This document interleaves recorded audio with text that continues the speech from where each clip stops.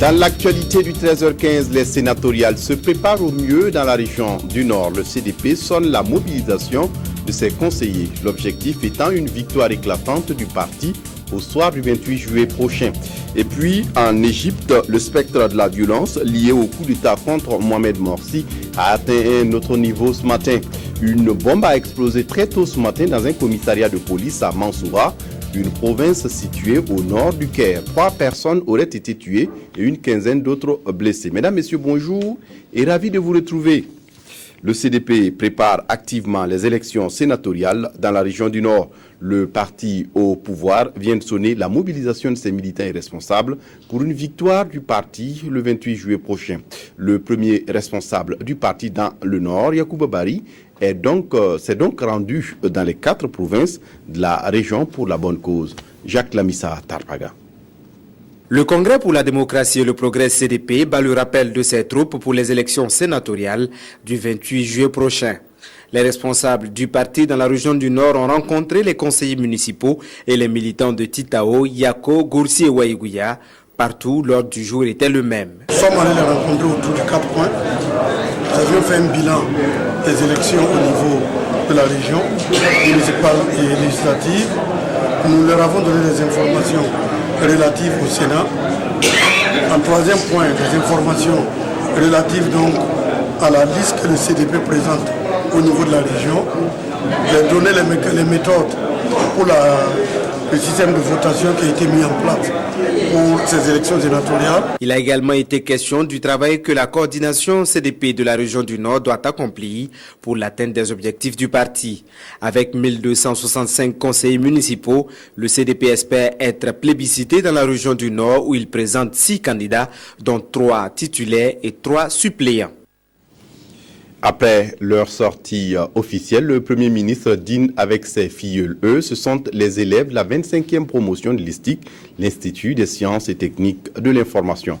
C'était ce 23 juillet à sa résidence à Ouagadougou où il a reçu les tout nouveaux journalistes et techniciens qui attendent à présent leur affectation. Une soirée conviviale pour le Premier ministre et une occasion pour lui de féliciter ses filleuls. Sylvestre Sieda. Un cocktail en l'honneur de la promotion sortante de l'ISTIC, l'Institut des sciences et techniques de l'information et de la communication. Il est offert par le Premier ministre, parrain de cette 25e promotion à sa résidence. Luc Adolphe Tiao a souhaité cette rencontre pour féliciter personnellement ses filleuls. Il s'agissait aussi pour le chef du gouvernement, lui-même journaliste de formation, de prodiguer de vive voix quelques conseils aux 81 journalistes et techniciens au moment où ils entament ou renouent avec leur carrière. Un journaliste digne de ce nom se fait le devoir d'observer strictement les principes de respect de la vérité et des faits, quelles qu'en puissent être les conséquences pour lui-même, et ce à raison du droit du public à connaître la vérité.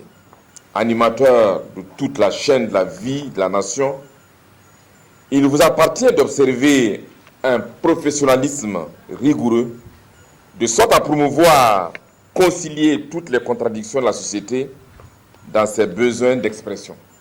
Ces conseils ne sont pas tombés dans l'oreille d'un sourd, car effectivement pour embrasser ce métier, il nous faut bien sûr de la théorie et aussi la pratique sur le terrain. Et c'est déjà bien de recevoir d'un parrain, d'un aîné, d'un dévancier aussi valeureux que lui, des conseils très avisés. À cette soirée conviviale, le parrain a rendu un hommage aux caméramans, aux monteurs, aux réalisateurs, aux sondiers, aux maintenanciers, aux photographes, à tous les techniciens des médias qui travaillent dans l'ombre et sans lesquels ceux qui ont la plume et le micro ne serviraient à rien. Une pensée particulière pour surtout les caméramans qui font souvent l'objet de menaces de la part d'une partie de notre population qui ne comprend pas ce métier. Le caméraman n'a pas de parti pris, il ne rapporte que des images. Il est donc inadmissible qu'à l'occasion de certains événements, l'on s'en prenne violemment à eux comme on le constate ces temps-ci à Ouagadougou.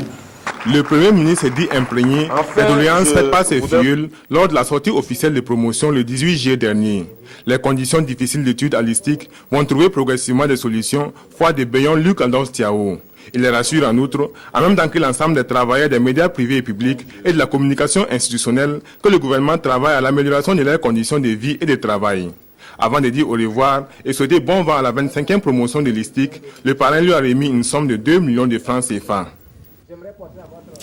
Au ministère de l'Industrie, du Commerce et de l'Artisanat, les accords de l'OMC sont revus dans le but de comprendre davantage leur contenu, mais aussi de faire des notifications. Un atelier se tient depuis hier et ce jusqu'au 25 juillet prochain pour aider les acteurs de l'administration publique, les organisations de la société civile et le secteur privé à y voir clair dans la complexité des questions de commerce extérieur. Ramatou Zida, Nyarkiteda. Mieux faire connaître les conditions d'accès au marché des autres pays avant tout acte d'importation ou d'exportation, mettre à la disposition des opérateurs économiques internationaux les mesures en termes de commerce au Burkina Faso, c'est tout l'enjeu de cette rencontre qui réunit les acteurs des différents départements ministériels, des organisations de la société civile et du secteur privé. Le fait d'adhérer à une organisation, il y a un certain nombre de règles. Et l'une des règles fondamentales, donc, c'est que chaque pays membre de l'Organisation mondiale du commerce doit chaque fois que de besoin notifier à cette organisation les prescriptions qu'il a prises en matière de gestion et de facilitation de son commerce. Ceci permet aussi aux autres membres de connaître quel est le niveau d'engagement du Burkina et quelles sont les prescriptions et réglementations que nous avons prises pour faciliter le commerce. À cette rencontre, les participants devront se familiariser avec les accords de l'Organisation mondiale du commerce OMC. Il s'agira également pour eux de s'approprier les prescriptions de ces accords en matière de notification. Les questions qui seront à l'ordre du jour seront les trois grandes questions de l'OMC, donc les trois grands accords, à savoir l'accord sur les marchandises, l'accord sur les droits de propriété intellectuelle et au commerce et l'accord sur les services. Et donc à travers les exercices, les participants pourront mieux notifier, pourront connaître les procédures en matière de notification. Ces exercices pratiques seront faits sur la base des réglementations commerciales burkinabè. Les notifications qui en sortiront seront approuvées par la direction du commerce extérieur et ensuite acheminées au siège de l'Organisation mondiale du commerce à Genève. De son côté, le ministère en charge de l'économie organise une réflexion autour des agences régionales de développement ARD. Il a regroupé à cet effet les gouverneurs des régions, les partenaires techniques et financiers et les spécialistes de la décentralisation pour valider les textes fondateurs de ces agences. Sachez que les ARD sont nés pour consolider le processus de décentralisation au Burkina. Abdourahmane Zongo. La décentralisation consacre le droit des collectivités territoriales à s'administrer librement et à gérer des affaires propres en vue de promouvoir le développement à la base et de renforcer le local. Cependant, la réalité est tout autre au regard de moult obstacles financiers, organisationnels, techniques et de synergie d'action. D'où la création des agences régionales de développement ARD, dont les projets de texte sont actuellement en validation. Les communes et les régions souffrent d'un manque de moyens humains et aussi d'une certaine expertise pour mettre en œuvre réellement les compétences que l'État leur a déléguées. Donc pour cela, il était effectivement nécessaire que ces collectivités-là puissent être appuyées par des compétences afin de pouvoir monter des projets de développement, les suivre et les exécuter. Et ce travail-là sera fait essentiellement par la mise en place à leur disposition d'experts.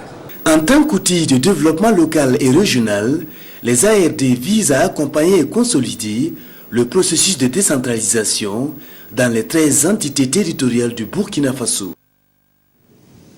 Au ministère de l'Agriculture et de la Sécurité alimentaire, la réflexion est lancée sur les bases et les grandes orientations nationales en matière d'entreposage agricole, de warrantage et de la tierce détention. Pour un début, ce sont les bases juridiques qui sont concernées. Explication, Ernest Kambiré. L'activité d'entreposage agricole pour stimuler le développement du warrantage et de la tierce détention. Les acteurs ici réunis ont 3 jours pour définir les grandes orientations nationales. Il s'agit en outre de mettre en place un cadre législatif et réglementaire national en matière de warrantage, de tierce détention et de toute autre activités en lien avec l'entreposage des produits agricoles. En fin de campagne, nos producteurs ont des difficultés pour stocker leurs produits. À cette période, ils ont besoin d'argent. Alors, qu'est-ce qui se passe? On met les produits sur le marché à bas prix, puisque tous les produits arrivent sur le marché en même temps. Alors, à ce moment, les agriculteurs ne profitent pas. Ils perdent. Donc, le système de l'entreposage, ici, comme on le voit, il s'agit de mettre des infrastructures de stockage en place où les producteurs peuvent stocker leurs produits, bénéficier d'un récépissé, un certificat d'entreposage, et ce certificat est reconnu par le gouvernement. Donc c'est valide, et ce qui peut les permettre, à la lumière de la quantité stockée dans ces magasins, de pouvoir bénéficier d'un crédit pour continuer leurs activités. Le crédit a été de tout temps un problème pour le financement de l'agriculture burkinabé. Et l'accès au crédit est encore plus difficile pour les producteurs et autres acteurs du monde rural.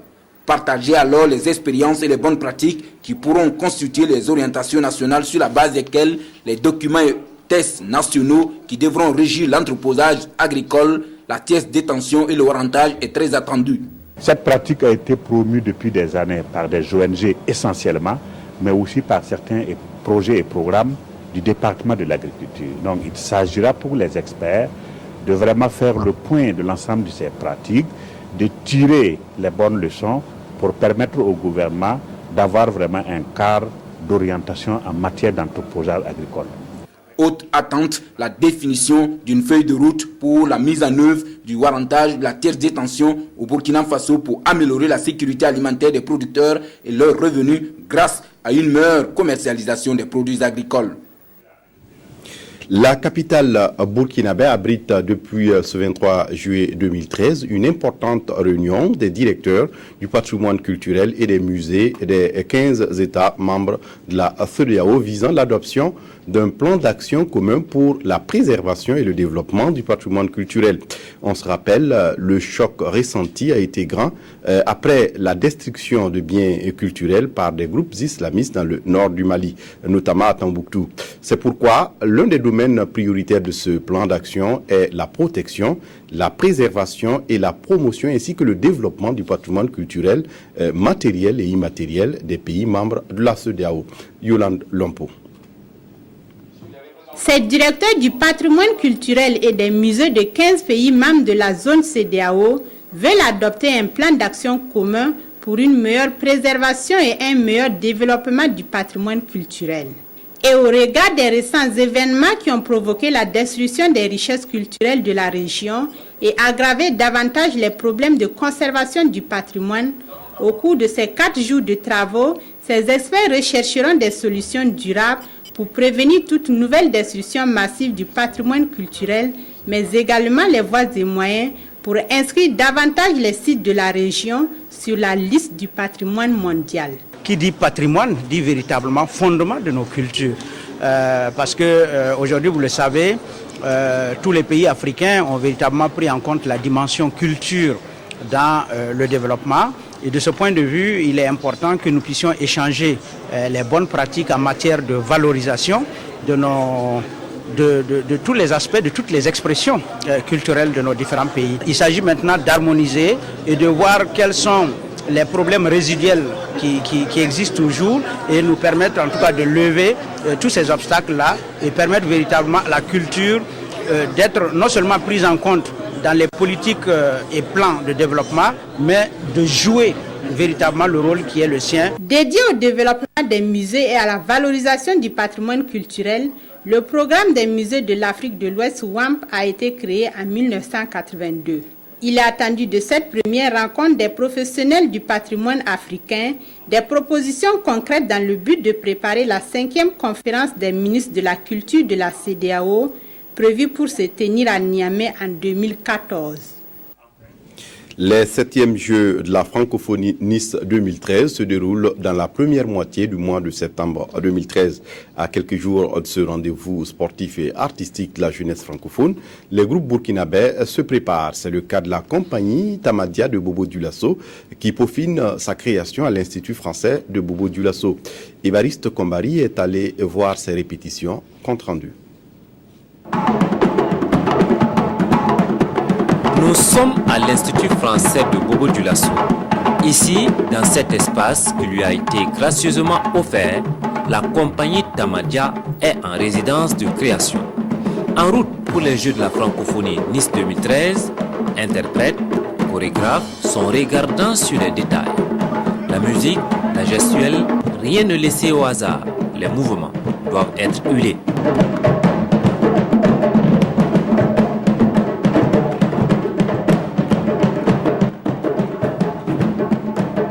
Voilà, nous sommes là en tout cas pour travailler les moindres détails des gestuels qui constituent la pièce. La compagnie Tamadia a été créée en 2003. Elle a représenté le Burkina Faso dans plusieurs rendez-vous artistiques et culturels.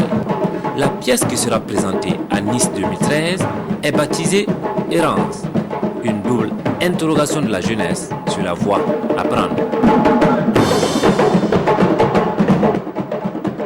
Il y a plein de choses qui se passent actuellement, il y a plein de guerres, il y a plein de crises, il y a le printemps arabe. Après, nous nous disons, mais dans quel monde nous nous trouvons? Est-ce qu'on doit continuer à aller vers le modernisme ou on doit faire un recul pour aller voir ce qui se passe dans la tradition? 10 interprètes, dont 4 danseurs et 4 chanteurs, sont engagés dans cette création. Le volet création musicale est assuré par Domba Salou. Jusqu'à preuve du contraire, musicalement, il y a le chorégraphe qui nous a dit que musicalement, pour eux, ça va. Maintenant, ils sont en train de parfaire doucement la danse, comme on ne finit jamais de parfaire. La compagnie Tamadia pense qu'elle sera prête pour Nice 2013, même si à ce jour, elle est confrontée à des difficultés. Pour la compagnie, c'est maintenant qu'elle a besoin de soutien. Les 7e Jeux de la francophonie Nice 2013 se dérouleront dans la première moitié du mois de septembre en France et le Burkina Faso sera fortement représenté.